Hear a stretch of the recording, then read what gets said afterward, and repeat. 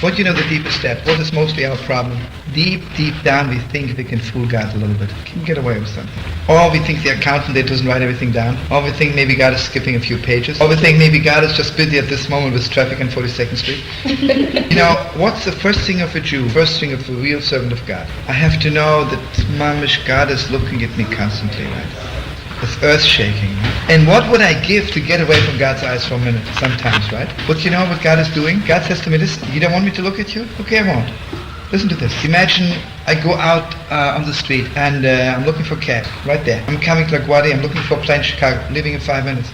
I'm arriving in Chicago, I have to make a reservation in a hotel. But yeah, we have opening for you. The next morning I have to make a meeting, the person's on the phone, I'm waiting for you. Sometimes flowing like a river. Or imagine I'm going out on the street, my plane gives 8 o'clock, at 7 o'clock I need a cab. It's 10 after 7, 20 after 7. No cab. Fine, 8 o'clock I have a cab, I missed the flight, right? I'm coming to Chicago at 12 o'clock at night. Can't get a hotel on the whole joint. I don't know what should I do, you know. I'm trying to call up people, nobody's home. I'm lying all night on the airport. The next morning I'm calling up the person I came for. I was supposed to have a meeting. He says, wow, next week, not this week. You know, I'm trying to get back to New York. Everything is, don't ask. Okay, what's happening? What's the first and the second side? So this is one of the very, very deep principles of the Rambam of Maimonides, which is accepted by the Holy Baal Shem, by all the great Kabbalists. God looks at you the way you look at Him. If I look at God constantly, then God has His eyes open also at me, right?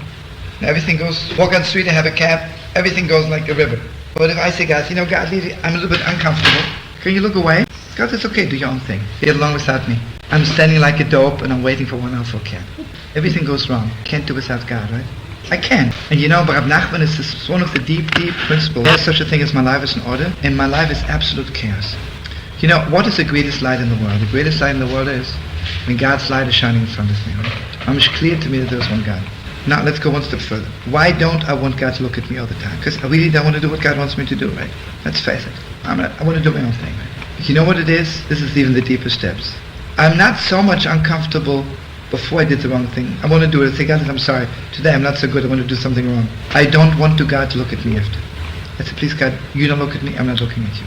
And imagine if you did something wrong to your best friend. You want them to look at you all the time? You don't want to, right? You don't want to see them.